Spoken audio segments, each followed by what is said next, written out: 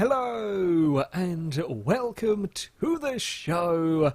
We are back with 3 more vehicles taking on this nasty Pines Hill rally stage, and we are starting with a classic pickup truck. This Gavriel Blue Collar Series is, essentially a rather old pickup truck, but with quite a high-powered V8. I've gone for one of the faster spec versions. It is rear-wheel drive as opposed to a couple of all-wheel drive off-road variants, but yeah, I've got plenty of power going to the rear wheels. I don't really know what it's going to be like in terms of stopping or in terms of carrying any corner speed or dealing with bumps. So, should be relatively fun. We haven't survived the opening corner. We might not survive sunset though. Oh, got away with a surprisingly large amount of oversteer.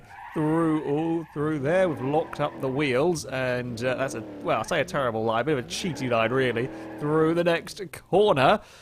So far, not too bad in this. I don't think it's quite got the crazy power that we saw from the Barstow, which will make it a little bit easier to get on the throttle out of these turns. It's decent enough acceleration up towards 70 miles an hour. Oh, as we turn in a bit too soon for the Meek Peak, we've managed to go for a tumble. I think it's the first car to actually roll off of that part. Yeah, the turn-in isn't actually too terrible. I was expecting quite a lot more in the way of understeer from this. It's a tough truck as well, as you would imagine, and yeah, still perfectly fine. No real harm done from that big old roll. We might go very, very sideways. We are going to go very, very sideways through sunset.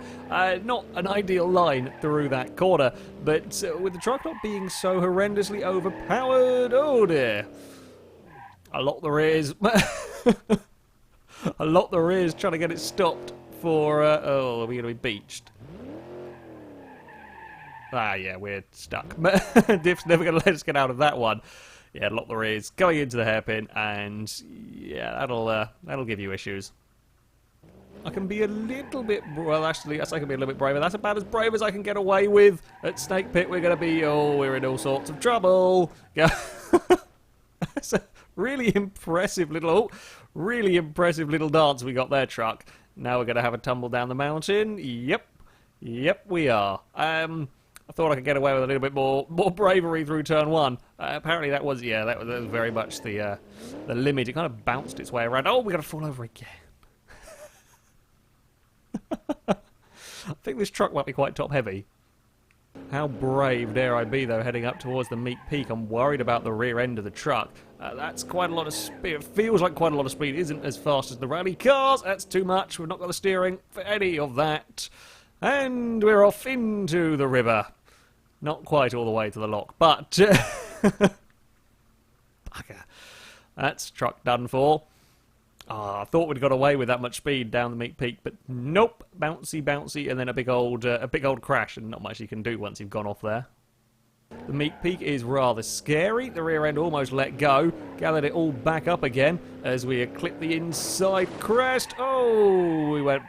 That was not good going onto the bridge.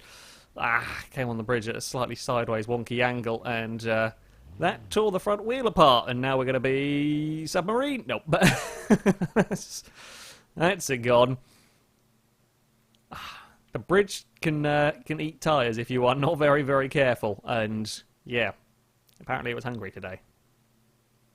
So, I think, learnt my lesson as to what I can and can't be doing with this truck in terms of the bouncy suspension. It's a little bit of an issue, especially through these early bumps, early crests that the truck has to deal with. There isn't a huge amount of rear end grip in this vehicle, no, but if I'm not locking the rear brakes, it's manageable. It's certainly overall manageable. Just got to be, you've got to be aware of the brakes. Potential issues, but yeah, the crests and the bumps are causing me more concern. The acceleration is it's not there with the full-on rally cars, but it's not as shabby as you might expect. Okay, don't try and dive down the inside to cut the corner as much as you can. Stay in the middle. That's more like it. from the truck. Slow it down for the pit stop chicane. Now, we might struggle through here with just trying to get the acceleration in the truck. We are out the other side. It's not likely to enjoy these bumps here particularly. Oh god, we're going to have a round diff destroyer, and it is just a one tyre fire the entire way. The diff is not liking this one bit. Oh, that's killed it completely. It's up across the line. It was doing pretty well. It was doing pretty well up until those final corners. It gets so steep, and the diff just didn't know what to do with it. It's so steep, and the road is so cambered with the suspension so bouncy. It just lifted wheel, say, off the ground, but certainly unloaded a wheel, and then you just get a one-tyre fire all the way up the road.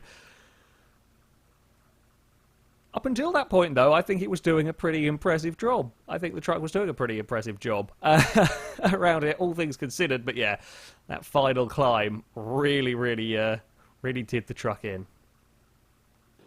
Up next, we move from a classic pickup truck to a much more modern race car. This BeamNG is going to be taking on the course. Now, I am kind of curious to see what this is going to do in terms of speed. You see, last time out we had an iSeries rally car, and while it had the suspension to deal with the course, it didn't perhaps quite have the grip. Now, theoretically, this race car, fitted with some lovely slick tyres, will have a lot of grip for the tarmac corners, but it's on race suspension. It's very low, very stiff, and likely to be bumped around quite a lot as we head into Snake Pit a little bit too fast. Still just about clinging on to the... Oh, something's broken. Something's very broken in the car. Yeah. Yeah, we completely... I'm not actually turning the steering at the moment. That's how much it's turning to the left. Okay, let's not bump over there. That's the downside with the road suspension, if you like. You run over the bumps and it's going to bend and buckle wheels. Can we be brave down the Meat Peak? Take the shortcut. Oh, no, we can't. We can't be brave. Well, we can be brave. we can be brave. We can take the shortcut, but it's going to be pot luck as to whether you survive it or not. We got away with it. Again, the only real damage done to the car this time is a smashed windscreen, but that very nearly impaled us on the side of the Maple Bridge there.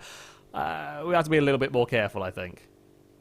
This has got a slight bit more grip through the turns, I think, than the iSeries. Overall, it's probably going to be quite close between the pair of them if I don't do something dumb like that. Oh, we're going to go for a roll and a hello trees.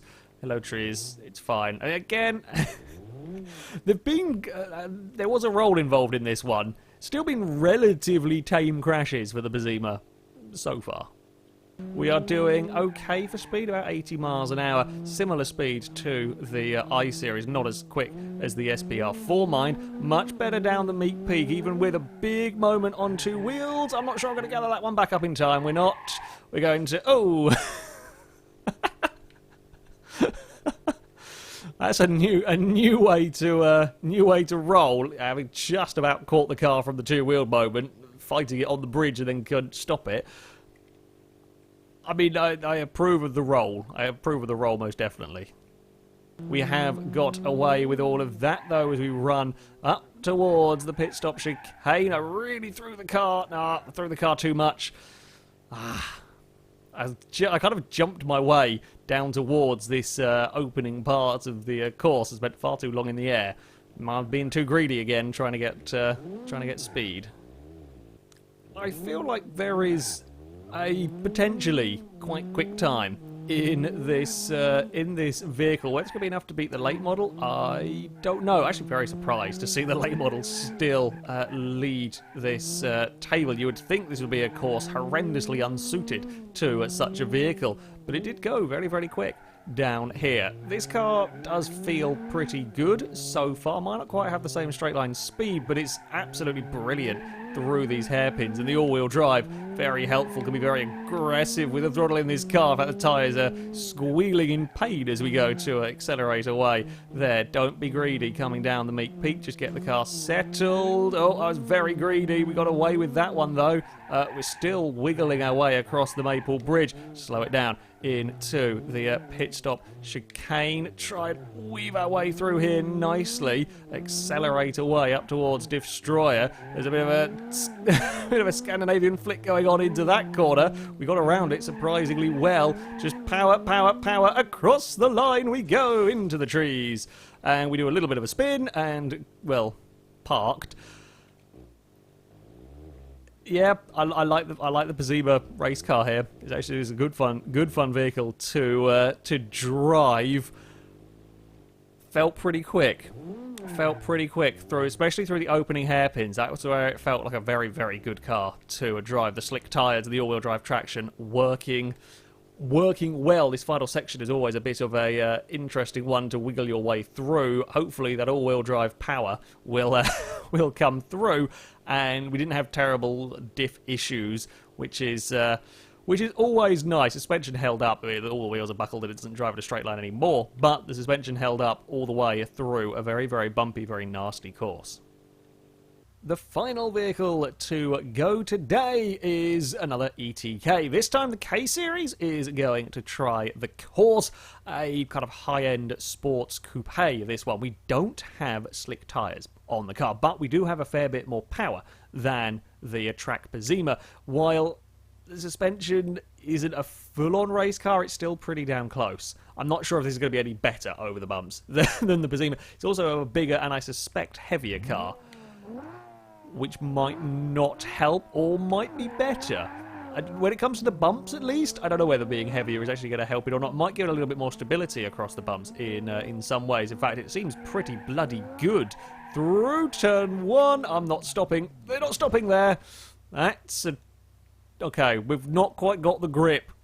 We've not got the grip that last car had. Oopsie. Acceleration-wise is... I was a bit cowardly, actually, on the brakes there. Acceleration-wise was is going to be pretty good. Just about keep it all together. No, we're not going to. It's better on the bumps through turn one. I'm not so sure it likes the landing of the Meek Peak much better, though. It was quite unsettled and just couldn't gather it back up in time at all. Incredibly understeery through these hairpins, really struggling to make much speed there. Where are we going? I can't get the car back on the road here. Oh, that's a flip and a tumble and another tumble, and that's a very, very broken car there. Yeah, once you drop the wheel over the edge with this, it's stuck. You can't get it off the grass, and by the time I realised where we were going, on the brakes it's pointless because you're already carrying way too much speed and there's nowhere to go with the vehicle. Might be the biggest crash today so far, though. We don't have as much all-wheel drive oversteer. Oh, we've got some big understeer. I can't catch that. I might be able to stop. We're going to go down here for a second time today.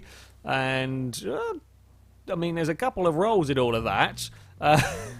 Oh, we lost a steer. Of course we broke the wheel axle of the KSeries. Of course we did. Yeah, well, typical as I was talking about oversteer, we get a little bit of understeer trying to get on the power, and once more, that wheel's on the grass and you are a goner. We're going to get on the brakes early to make sure that we can slow the car down for the pit stop chicane, which we do, but I drive like a moron. I ran ever so slightly deep, but in my attempts to make up for it, I think we're actually impaled out. We have got the car out again. Ever so slightly deep into the corner, when I put my foot down, we were at a little bit of a wonky trajectory, and I played it too close to the wall. I was too risky, trying to give myself as much space to turn in as I could. That's quite heavy damage for a relatively low speed impact. So far, the ETK KSeries here is doing surprisingly well at the top of the course. The bumps into turn one here, we're carrying, that's 57 miles an hour on the way in, is actually causing me bigger issues on the exit of turn one than it is through turn one. We might still get away with all of that. We do.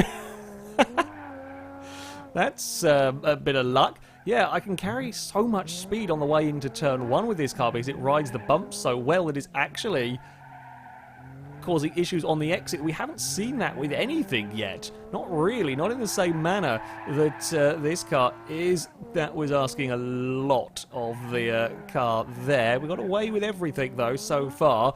Jump down the Meek Peak we go, actually surprisingly well. All of that onto the Maple Bridge, still braking down into the pit stop chicane. This time got the car stopped nicely. Take a little bit of a kick of oversteer across the bumpy section. We go with the K-Series now. We should have the power up here, but we will have a fair bit of understeer from the big heavy car. Run towards the line we go. It is across, and it's a good distance.